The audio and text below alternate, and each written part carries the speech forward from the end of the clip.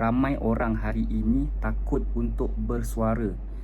Boleh jadi kerana mereka tak nampak kepentingan bersuara.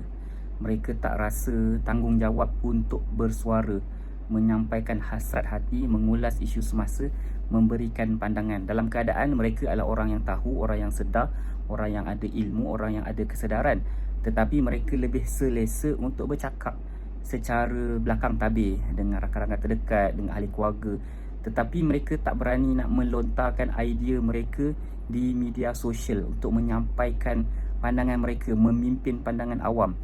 Ini satu kerugian bagi umat Islam, bagi mereka yang tahu, yang sedar. Saya tak tahulah, banyaklah faktor.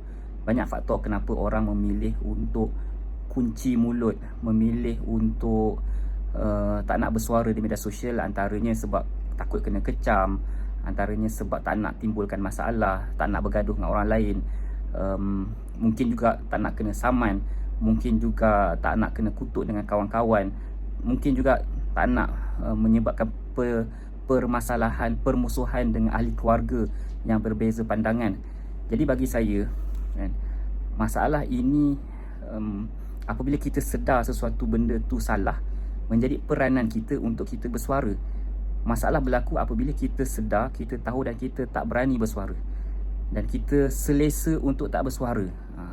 Jadi ada orang dia buat konten sekali-sekala dan dia update kehidupan harian dia di media sosial, dan that's it, itu sahaja apa yang berlaku pada dia di media sosial. Sedangkan pada hari ini ramai orang yang membawa pandangan yang salah, membawa naratif yang salah, berani muncul di media sosial, berani bersuara, menyampaikan idea, menyebarkan kepalsuan, menyebarkan kebatilan. Dan benda ni memang real. Memang real. Saya tengok banyak akaun-akaun yang tak elok. Kita obviously lah orang-orang, individu-individu yang memang terkenal dengan dakyah mereka, yang terkenal dengan hujah-hujah yang dangkal, tetapi mereka viral dan tular.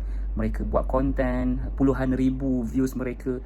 Jadi situasi ini menyebabkan satu keinsafan lah bagi saya, bahawa saya juga perlu bercakap di media sosial, dan saya tak perlu tunggu saya menjadi viral, tak perlu tunggu saya menjadi seorang yang sempurna, pandai berhujah, pandai bercakap.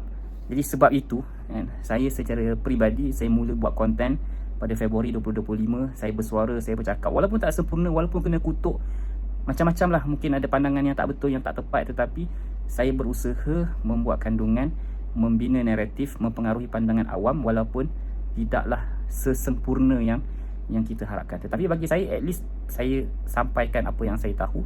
Dan saya sedar tak semua orang boleh buat macam saya. Yes, betul, tak adalah semua orang kena viral, semua orang kena berada di muka hadapan. Tetapi bagi mereka yang ada kesedaran, ada kemampuan, why not? Apa salahnya untuk kita muncul? Sebab dia rasa sakit hati tengok orang lain yang bawa agenda yang salah ni, dia yang viral, dia yang ke depan, dan kita rasa satu keinsafan lah. Jadi ini adalah satu pandangan saya mengenai pentingnya kita muncul di media sosial, berani muncul dan membina pengaruh. Dan saya, Muhammad Firdaus Salihuddin, saya buat video dan ajak anda buat video, kita sebarkan naratif yang betul di media sosial.